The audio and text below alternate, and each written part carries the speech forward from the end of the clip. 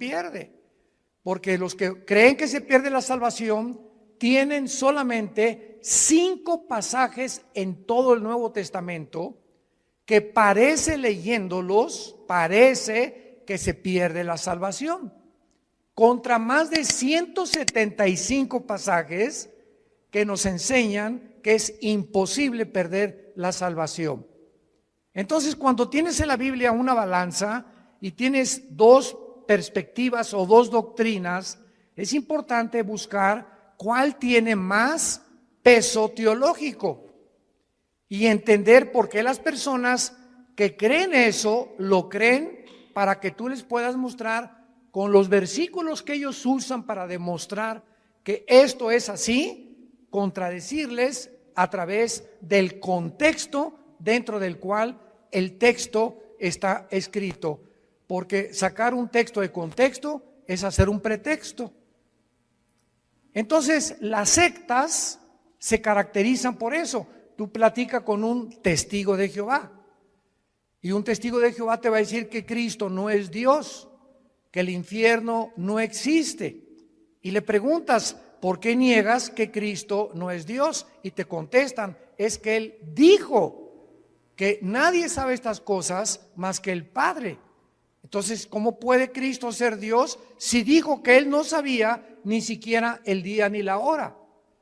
Sin entender que cuando Cristo bajó al mundo, Filipenses capítulo 2, Él se hizo igual que nosotros, se puso debajo del Padre temporalmente para que Él no hiciera nada más que lo que el Padre le dijera y dejarnos el ejemplo de la sumisión a la autoridad. Pero Jesucristo era 100% Dios y era 100% humano. Tú platicas con un mormón y el mormón te va a decir que ¿por qué no podemos tener 4 mujeres, 5 mujeres? Si David tuvo casi 7, 8, Salomón tuvo casi 1000. ¿Y por qué yo no? Dice don Pancho Pistolas. Y tú puedes contestarle claramente, ¿verdad? La dispensación o la administración bajo la cual vivieron. ¿Por qué Cristo, Dios? Porque Dios tiene 2 clases para poder juzgar. Una, la voluntad de Dios, apúntalo, es permisiva y directiva. Entonces, el hecho que Dios permita algo no significa que sea la voluntad de Dios. Una muchacha llegó un día y me dice, ¿es por qué me permitió casarme Dios con este patán de esposo que me golpea, etcétera, etcétera? Si yo le pedí a Dios y le dije, porque tú aceptaste casarte con él y tú sabías perfectamente bien lo que hacías, tenías 2 años sin ir a la iglesia cristiana y te casaste con el primer camión que pasó por ti.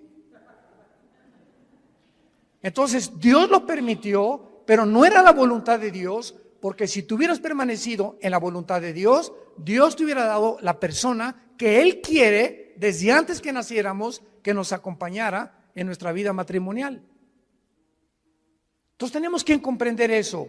El que Dios haya permitido que Abraham se aventara el clavado con Sara, con Agar, y que David tuviera esposas y que Salomón lo dejó como ejemplo para que Salomón escribiera el libro de Eclesiastés. Y ahí Salomón lo explica claramente, a la risa le digo, enloqueces al placer. ¿De qué sirve esto? Para que cualquier hombre que crea que teniendo 2 mujeres o 3 mujeres ya la hizo y vas a ser feliz, te equivocas, porque las cosas que se escribieron para nuestra enseñanza se escribieron, a fin que a través del ejemplo de los hombres y mujeres que Dios exhibe con sus pecados en la Biblia, veamos que por eso la Biblia es un libro de santidad. Muy bien, vamos a abordar esta doctrina del rapto de la iglesia.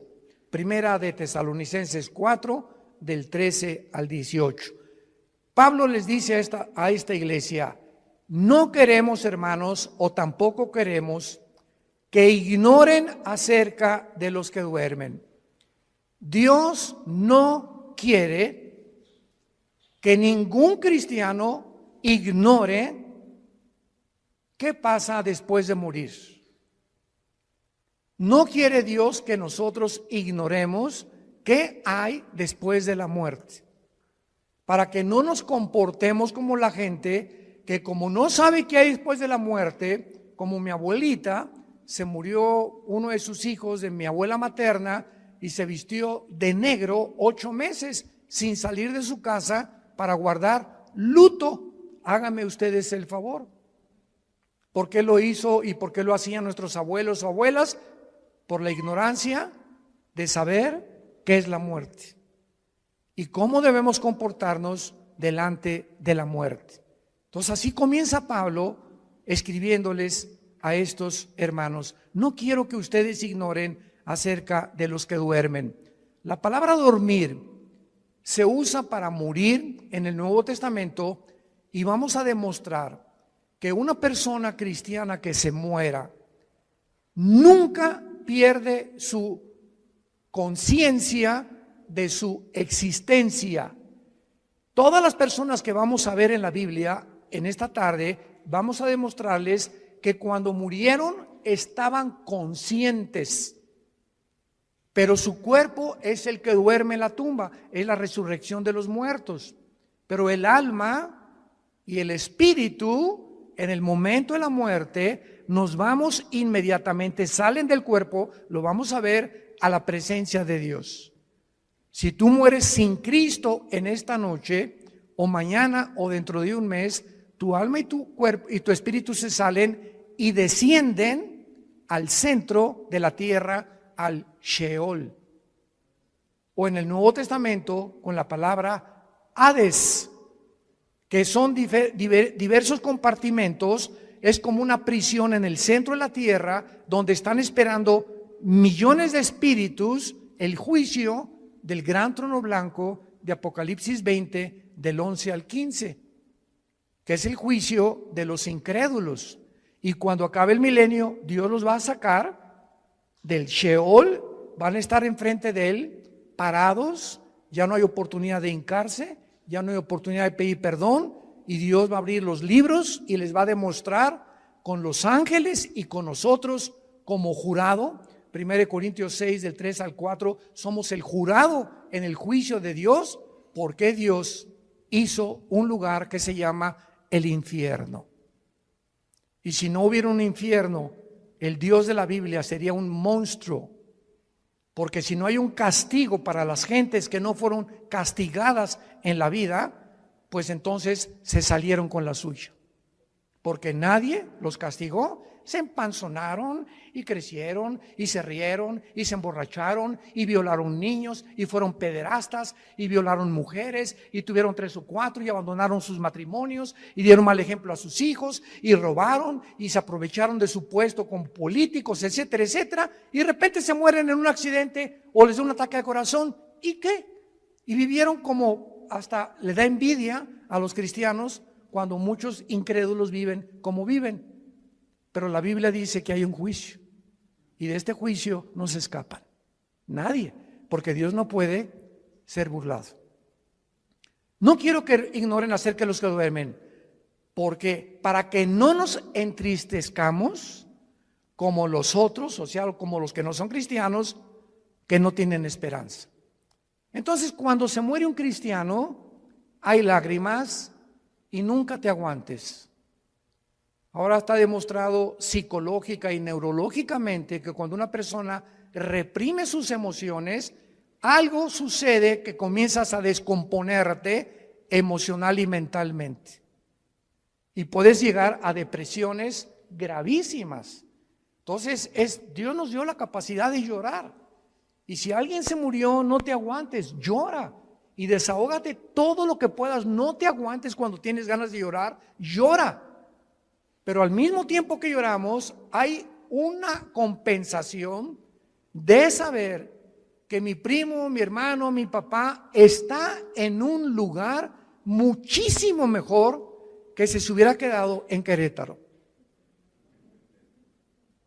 Está feliz con el pandero, si fue cristiano, etcétera, etcétera. Y hay una tristeza porque es un ser que ya no nos vamos a volver a ver.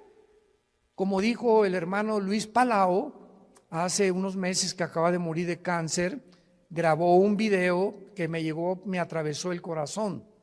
Y Luis Palau dijo antes de morir, semanas antes de cáncer, yo quisiera que toda mi familia se fueran en el mismo avión conmigo. Así lo dijo, en el mismo avión.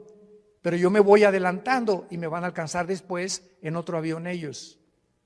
Pero estoy contento porque voy y sé a dónde voy. Porque sé que me está esperando Jesucristo.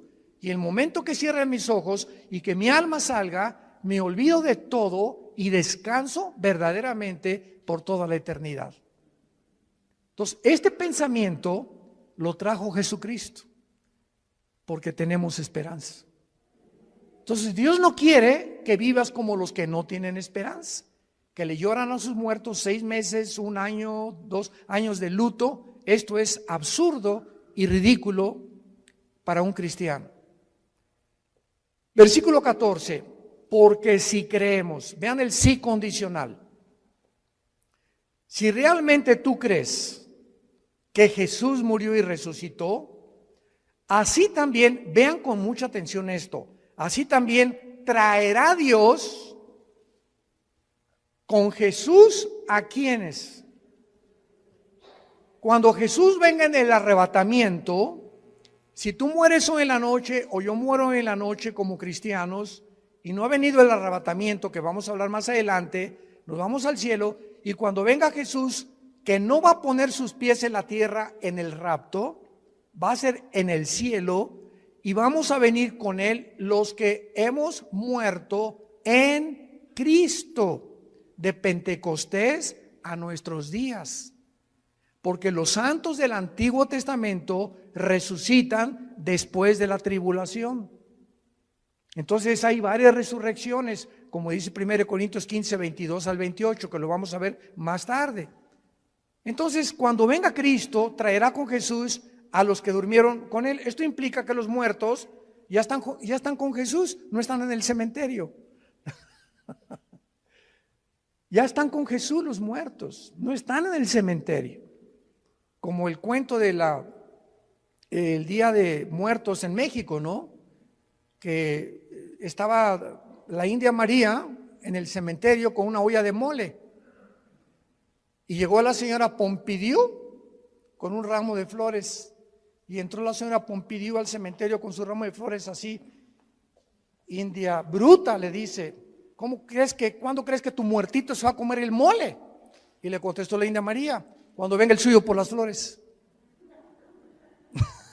O sea, tanto los ignorantes como los de la clase alta cometen el mismo error que se llama paganismo. Cuando nosotros enterramos a alguien, un cristiano no regresa nunca al cementerio, porque no hay nada más que huesos y lagartijas. Y pararte enfrente de una tumba o de un monumento de una tumba, ¿verdad? Es por ignorancia, porque de alguna manera queremos seguir teniendo contacto con eso y, ay, mi chole, ¿verdad? Y perdóname que te haya hecho lo que te haya hecho, ¿verdad? Y perdóname, mi chole. Y comenzamos a hablar con el muertito, con la muertita, y él no está ahí. Ni se va a comer el mole, ni va a salir por las flores. Entonces, todas esas costumbres han sido arrastradas por ignorar qué hay después de la muerte. Y Jesús vino a abrirnos los ojos y el entendimiento para que vivamos con una vida de la verdad y del conocimiento. Versículo 15, por lo cual, entramos en materia, os decimos esto en palabra del Señor. O sea, Jesús le reveló a Pablo lo que vamos a leer.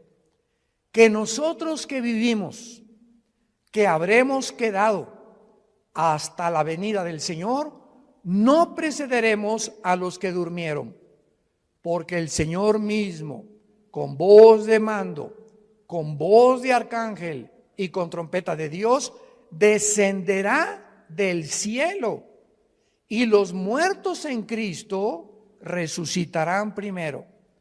Luego nosotros los que vivimos, los que hayamos quedado, seremos, apunta la palabra en tu Biblia, arpazo, tal como suena con Z, arpazo. como el arpazo de un tigre o el de un león que hace esto para arrebatar la carne. Y esta palabra se tradujo arrebatados y significa ser sacado o quitado del medio súbitamente. Por eso se llama rapto, viene del latín raptarus.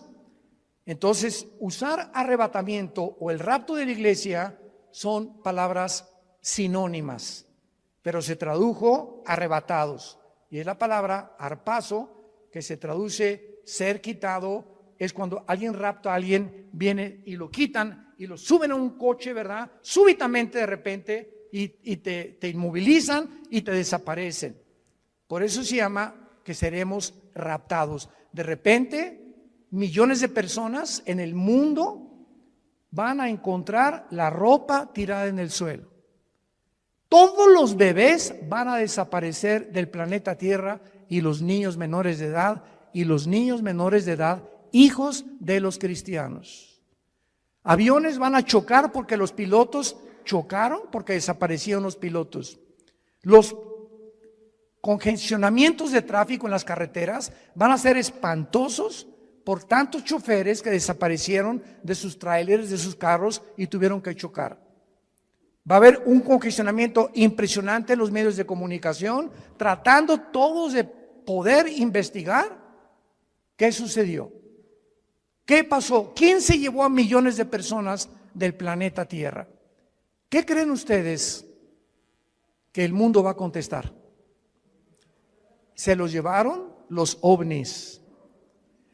Y no es coincidencia que desde 1948, cuando Israel regresa a su tierra, desde el 48 hasta nuestra época, y más en los últimos meses, se ha promulgado y ha aumentado la comunicación y la investigación sobre el fenómeno de los ovnis. Las Naciones Unidas ya tienen un departamento dirigido por una hindú, una mujer de la India, encargada de investigar el fenómeno ovni. Al expresidente Trump le dijeron los senadores que por favor explicara el problema de Roswell, que en Nuevo México parece que cayó un ovni en el estado, en Estados Unidos, y que había un habitante dentro de él que lo sacó la CIA y el Pentágono en Estados Unidos, y descubrieron que pues era completamente falso. Entonces, ¿por qué están apareciendo tantos platillos voladores en el cielo? Yo quiero darles ahorita la respuesta. Una vez me preguntaron, ¿por qué ustedes los cristianos no creen en los ovnis? Y yo les contesté, ¿quién dice que no creemos? Claro que hay muchos videos falsificados y relatos de personas que fueron raptadas por ovnis o que también hicieron experimentos genéticos con ellos, pero hay hechos que son reales. Y yo estuve traduciendo, ¿te acuerdas, Alan? De Jim Arwin.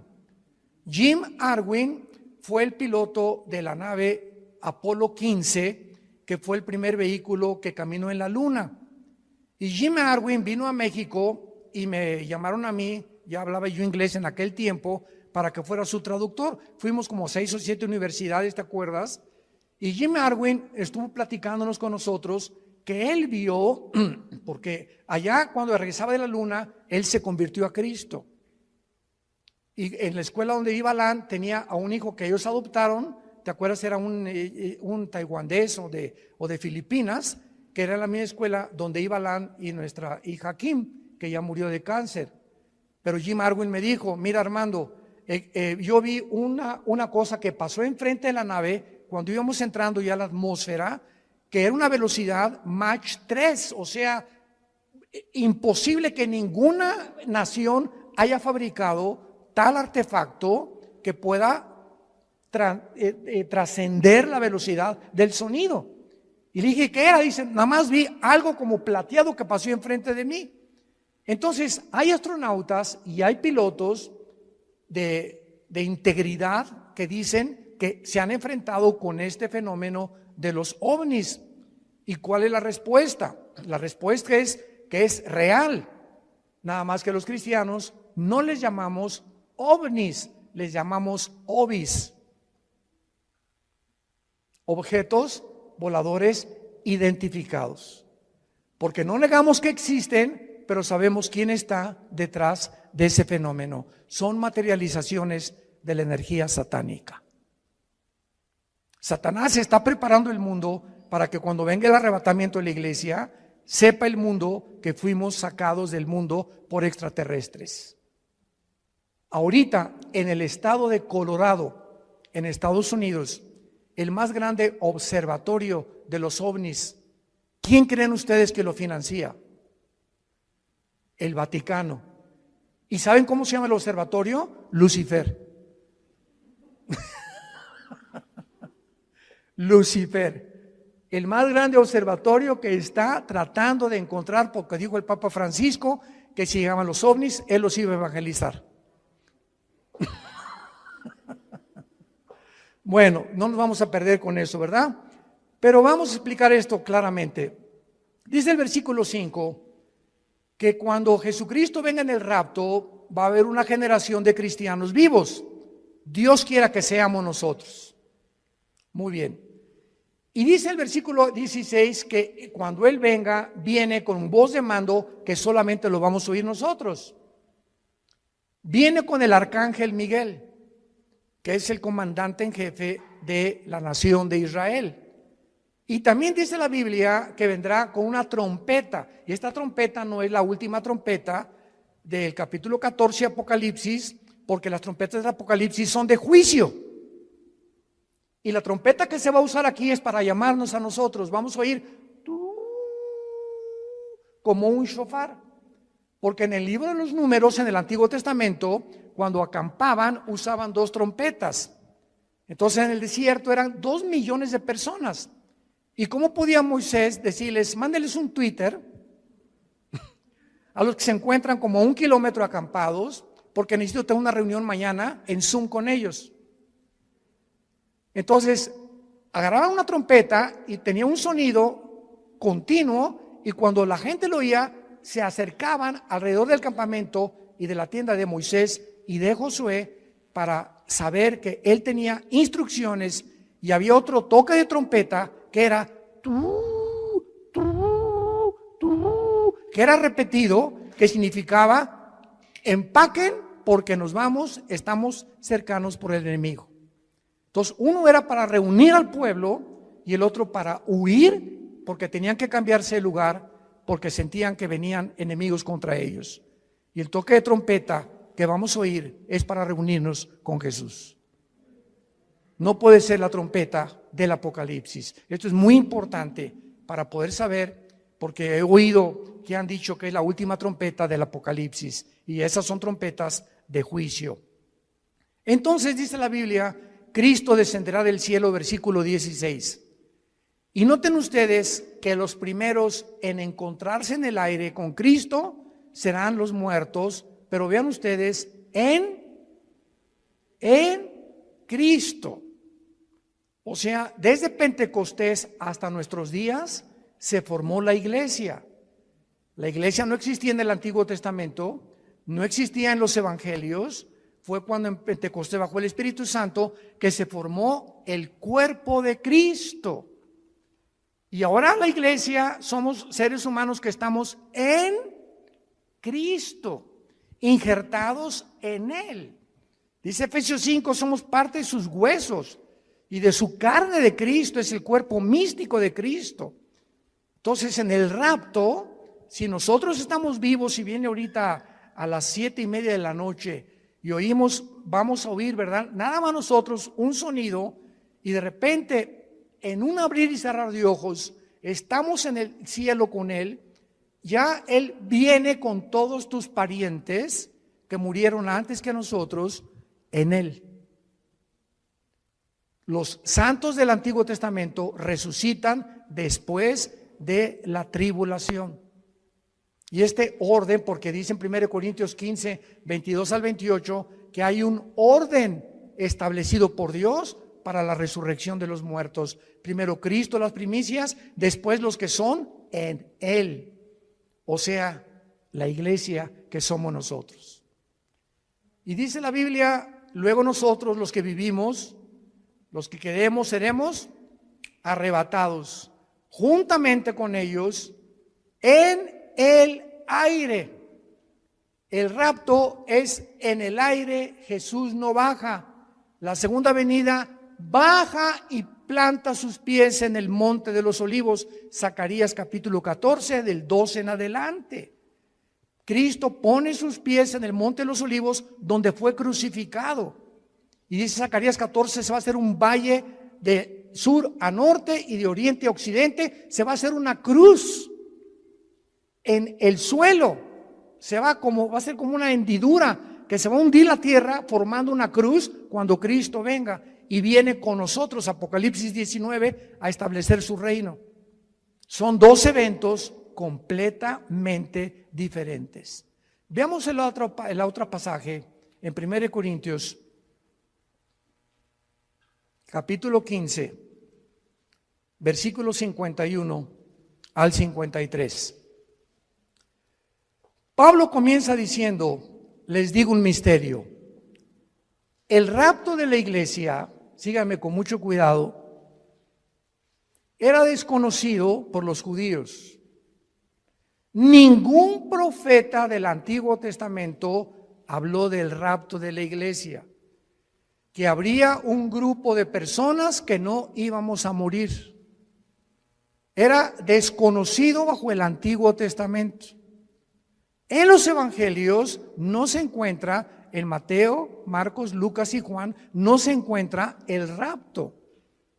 Más que cuando Jesús dice en Juan 14, voy a preparar una morada para ustedes y vendré y os tomaré a mí mismo. De una forma indirecta, la palabra os tomaré a mí mismo, que es en el griego paralambano, apúntalo, paralambano significa ser sacado y unido a Cristo.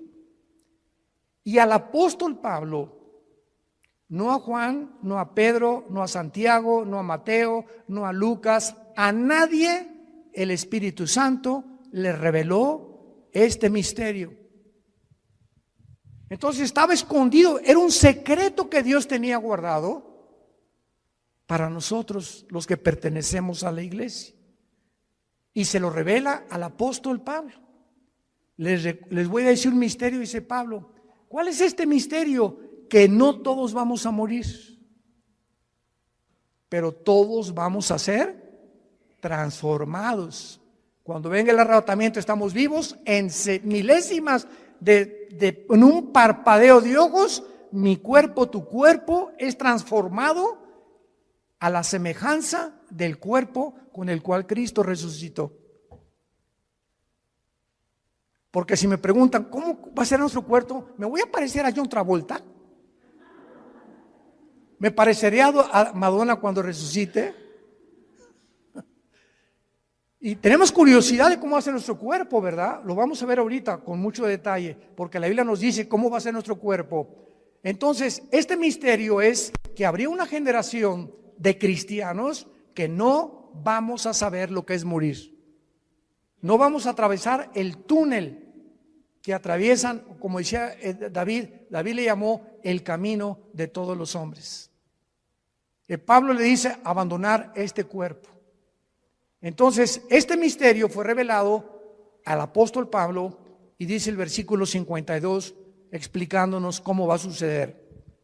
En un momento, en un abrir y cerrar de ojos, a la final trompeta, porque se tocará la trompeta y los muertos serán resucitados incorruptible y nosotros transformados, porque es necesario que esto corruptible se vista de incorrupción y esto mortal se vista de inmortalidad. Muy bien, ahora vamos a demostrar a continuación claramente en la Biblia que lo que enseñan los testigos de Jehová y los mormones es una grande equivocación, que los muertos están dormidos y que no hay conciencia después de la muerte hasta la resurrección. Vayamos primero a Génesis capítulo 35 en el Antiguo Testamento. Esto es maravilloso. La Biblia es preciosa. No hay nada perverso en ella. Todas ellas, las palabras de Dios, son rectas al que entiende y razonables a los que han alcanzado la sabiduría. Dice Proverbios 8 del 4 al 8. Vean ustedes Génesis 35 versículo 18. Pon una lupa o un microscopio para lo que vamos a leer. Aconteció que al salírsele, apúntalo, Nepesh. Nepesh con SH al final. Es la palabra hebrea para alma. Al salírsele el Nepesh o el alma murió. Desgraciadamente hay una traducción de la Biblia que se llama la Nueva Versión Internacional. Yo no se la recomiendo a nadie. Y si tú lees este versículo en esta versión de la Biblia, dice, aconteció que suspiró. ¿Y qué es un suspiro? O sea, no explica nada, ¿no? Porque no nos revela la parte que forma el cuerpo humano, que es el alma. Vamos a ver cuál es la otra parte del cuerpo humano. Y cuando dice la Biblia Nepesh, si lo quieres apuntar, el alma es el centro de la mente, las emociones, la voluntad y los sentimientos. Eso es el alma. Y que en otras partes del Antiguo Testamento se traduce como el corazón. Del corazón salen las malas palabras, del corazón sale esto, del corazón aquello, perverso y engañoso el corazón, Jeremías 17:9, y cuando dice perverso y engañoso el corazón, perverso y engañosos son nuestros sentimientos, perversos y engañosos son nuestras emociones, perverso y engañoso es nuestra voluntad y nuestro intelecto. Nacimos torcidos. Qué peligroso es que confiemos en nuestros sentimientos y en nuestras emociones cuando no están bajo el control del Espíritu Santo. Ay, hermano, me voy a casar. Sí, qué bueno que te vas a casar, Conchita. Es que está re guapo, se parece a Rambo. ¿Y te vas a casar por el físico? No, voy a casar porque que te linda y está muy bonita. Y te vas a casar por el físico, o realmente ya tienes un tiempo conociendo el corazón de esa persona, su carácter, cómo reacciona a diferentes cosas, caminar con Cristo, porque el matrimonio es para dos discípulos. El matrimonio es para dos discípulos de Jesús. Porque si te casas y eres cristiano con una que no es cristiana o con uno que no es cristiano, ¿qué va a pasar? Es como atar en el arado, en el campo, a un buey con un burro. Entonces el buey jala para acá y el burro jala para allá. Para arar el arado se necesitan dos bueyes. No estoy diciendo que seas buey. Y son palabras bíblicas, ¿eh? Entonces, por eso están unidos para arar con un yugo los dos, y el yugo del matrimonio es Cristo. Entonces, si los dos no están y Cristo no está en medio, cordón de tres dobleces es difícil de romperse, dice Eclesiastés capítulo 4.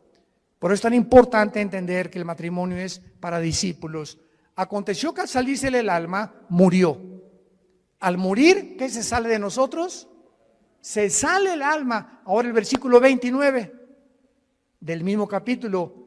Y exhaló Isaac el Roach.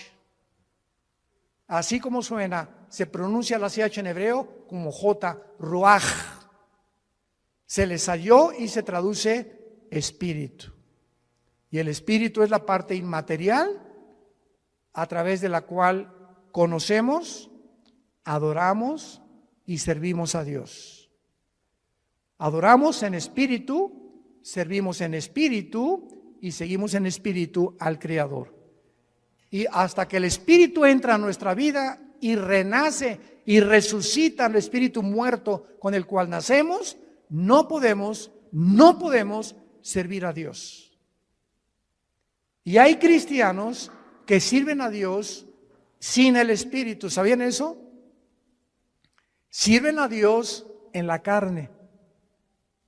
Predican, enseñan, hacen, pero la motivación por lo cual hacen todo lo que hacen no es para Él.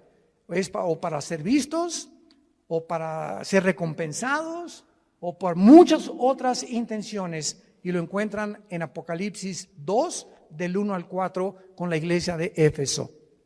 ¿Se acuerdan de esta iglesia?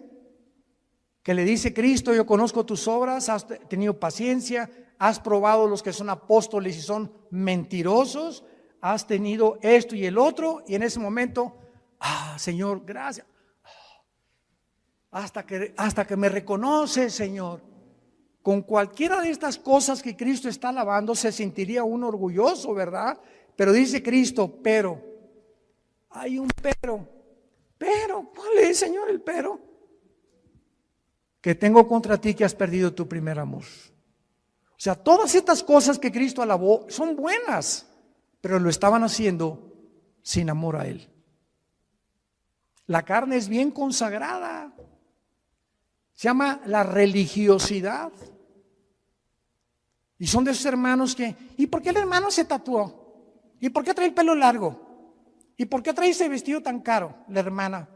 ¿Y por qué el otro parece china poblana? ¿Y por qué esto y por qué el otro? ¿Y por qué se ponen aretes? ¿Y por qué celebran la Navidad? Dios mío, santo, no sé a qué virgen invocar. Que no hay ninguna, ¿verdad? Pero Jesús, María y José y el burrito que los acompaña. Es increíble que estén continuamente tratando de ver que el cristianismo es a través de cómo te vistes, de si estás tatuado. Una vez me dijo un señor, ¿ya viste ese hermano que está tatuado? Y le dije, es peor la panza de Santa Claus que tienes tú. Se pintó algo en el cuerpo, ¿y quién está haciendo más daño a su cuerpo? ¿Él o tú? Y peor si tomas Coca-Cola. Entonces, cuando apuntamos a alguien, 3 dedos nos apuntan a nosotros, nos damos cuenta. Tengamos cuidado a quién juzgamos y a quién le señalamos el dedo, porque estamos buscando siempre que creemos que somos mejores que otros por la forma como nos comportamos, y a Dios se le adora en espíritu y en verdad. Es que en la Navidad es paganismo y ¿sabe? Cállese. Mi esposa le pone el árbol de Navidad más lindo que hay con esferas y estamos en Navidad. Jingle bells, noche de paz, contentos, alegres. Pero oye, hermanos, no pusieron árbol, no pusieron nada y con sujeta.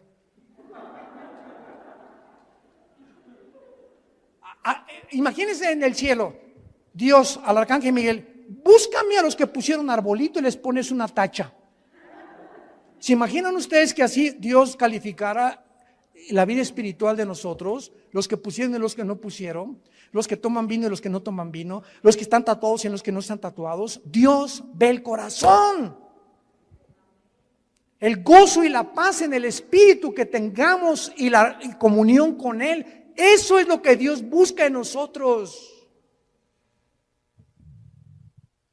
Ahora veamos en Filipenses capítulo 3, ya que hemos visto que al morir se sale el espíritu y el alma, no estamos dormidos. ¿Cómo será nuestro cuerpo cuando nosotros resucitemos? Dice Filipenses capítulo 3 con muchísima claridad, y tal vez muchos lo han leído antes, pero noten ustedes con los detalles que Dios nos da. Filipenses 3, 20 y 21. Mas nuestra ciudadanía está en los cielos, de donde también esperamos. Esta es nuestra esperanza. Estamos esperando no al anticristo, estamos esperando a Jesús, al Salvador, al Señor Jesucristo, el cual transformará el cuerpo de la humillación nuestra para que sea semejante a ¿quién? Para que sea nuestro cuerpo igual ¿a quién? Al cuerpo con que Cristo resucitó. Muy bien, ya tenemos una pieza clave para saber que cuando resucitemos, nuestro cuerpo tendrá las características que tenía Cristo cuando Él resucitó. Muy bien, ¿cuáles características tenía Cristo cuando Él resucitó? Número 1, Cuando Jesús estaba abriendo sus brazos en la cruz, los romanos tenían la orden, y era de pena de muerte, de asegurarse que el crucificado, antes de que lo bajaran, estuviera muerto. Y como muchas veces se desmayaban por el dolor, lo podían bajar creyendo que estaba muerto. No hay las pruebas clínicas que hay en el siglo XXI para mostrar que una persona está muerta. Entonces lo que hacían los romanos era romperles los meniscos con un mazo grandísimo en las rodillas, los meniscos de las rodillas. Entonces el crucificado tendría que caer y asfixiarse, y si no estaba muerto, moría por asfixia. Y entonces así se aseguraban de que la persona estaba muerta. Pero estaba escrito en Deuteronomio que a Jesús no lo romperían los huesos. Y cuando se acercó un soldado a Cristo para romperle los huesos, un centurión romano le haber dicho al soldado: detente, yo voy a hacerlo de otra manera. Agarró una lanza y lo atravesó de la izquierda a la derecha, todo el diafragma y el corazón de lado a lado, para asegurarse que estaba muerto. Y el apóstol Juan en el Evangelio escribe esto: vi salir, porque él estaba en la cruz con María su madre y con María Magdalena, son los únicos que estaban en la cruz, y otra mujer. Vi salir una gota de agua mezclada con sangre. Esto lo escribió Juan hace 2000 años. Y la cardiología moderna, un cardiólogo te da testimonio y te da evidencia que cuando se mezcla el agua con la sangre, implica la rotura del pericardio. ¿Qué es el pericardio? Es una capa que envuelve el corazón, y cuando se rompe produce un derramamiento de agua mezclada con sangre, lo que implica que cuando Jesús fue atravesado con la lanza, ya estaba muerto. Y ahora quiero hacerles una pregunta a todos ustedes, que me encanta hacérselas, sobre todo a los teólogos, aquí a los calvinistas y a los arminianos, y yo que aquí, que se me diga, a ver. ¿De qué murió Cristo?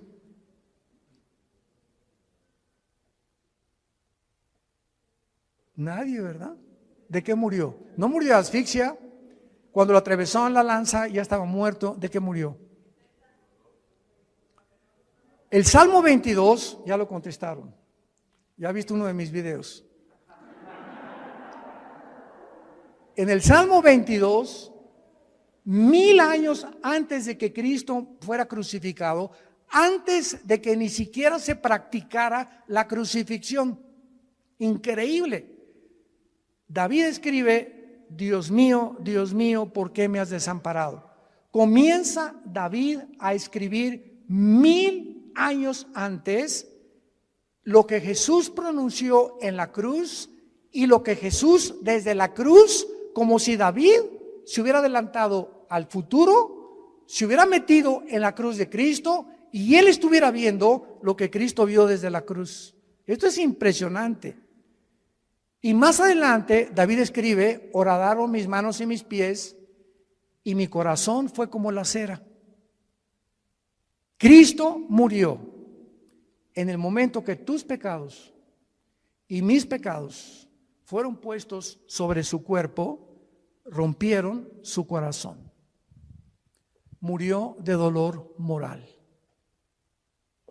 No soportó llevar en la cruz nuestros pecados, y fueron nuestros pecados los que produjeron su muerte. Y 700 años antes de que él muriera, el profeta Isaías, capítulo 53, escribió: despreciado y desechado entre los hombres, varón de dolores, escondimos de él el rostro, fue menospreciado, no le estimamos, molido fue por nuestros pecados y completamente deshecho por todo lo que nosotros hicimos. Qué increíble que Isaías haya escrito eso, que fue el pecado lo que mató a Jesucristo, y que el Padre haya permitido que su Hijo fuera crucificado, maltratado, despedazado, Cristo en la cruz, dice Isaías 52, los últimos dos versículos antes de entrar al 53, que no había parecer en él. Cristo en la cruz era un guiñapo humano. Nadie reconocía, estaba deformado de los golpes, de los latigazos, de la sangre que le corría por su rostro. No tenía los tejidos subcutáneos, los tenía completamente abiertos, del látigo de 9 colas que tenían puntas de hueso con acero, y los romanos lo envolvían, y el látigo le daba 4 veces, y cuando jalaban el látigo desgarraba todos los tejidos subcutáneos del pecho y de la espalda. Cuando él estaba en la cruz era un guiñapo humano. Cristo en la cruz era un monstruo. ¿Por qué? Porque eso es lo que hace el pecado, nos hace monstruos. El pecado nos deforma. El pecado hace y tuerce lo que es la imagen de Dios en nosotros. Y el cristiano tiene que proyectar la santidad. El cristiano tiene que proyectar el gozo, la paz del Señor. Y tú lo puedes ver en amigos tuyos o en personas que no son cristianas. Ve la mirada que tienen. Será. La lámpara de nuestro cuerpo son los ojos. Pero Cristo muere de esa manera para que Dios nos recordara el tiempo en que nosotros tenemos que estar conscientes de lo que el pecado nos hace en nuestra vida. Y vayamos en penúltimo lugar, Apocalipsis capítulo 6.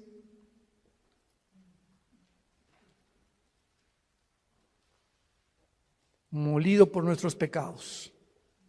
Qué tremendo.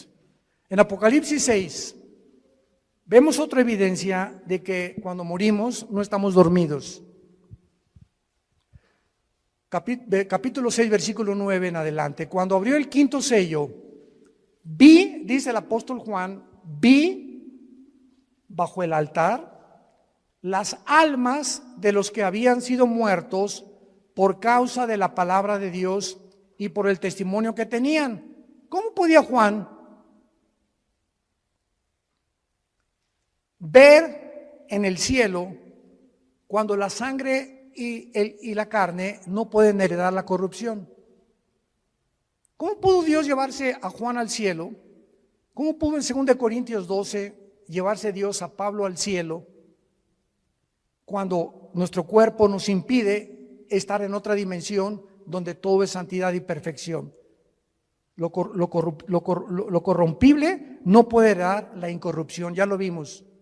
Bueno, la respuesta es que Juan estaba durante el tiempo de la tribulación en el Espíritu en el cielo.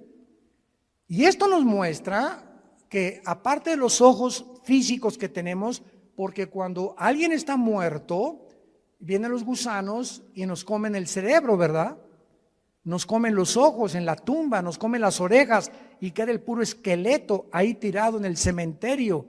Sin embargo, en la otra vida tenemos ojos, tenemos oídos y tenemos otro cuerpo. Y los ojos que vamos a tener en la otra vida, ya los tenemos en esta vida y se llaman los ojos espirituales, que estamos entrenando para ver la Biblia.